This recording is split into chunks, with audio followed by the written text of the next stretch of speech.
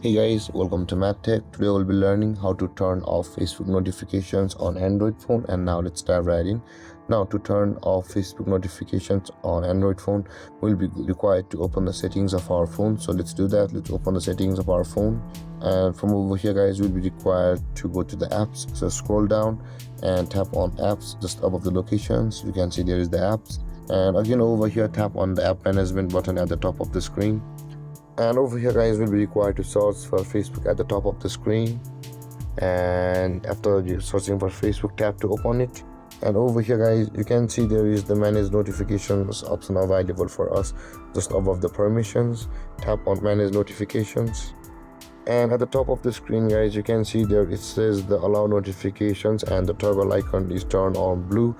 If you want to turn off all of the notifications on Facebook, tap on that toggle icon at the right side of allow notifications, and when it turns to gray, it will be turned off, and this way all the Facebook notifications will be turned off on your phone. And guys, this is how to turn off Facebook notifications on Android phone. And if you have any confusions or questions regarding the topic, feel free to comment in the comment section below, and don't forget to like, subscribe, and hit that bell icon for more videos. Thank you for watching guys. Peace.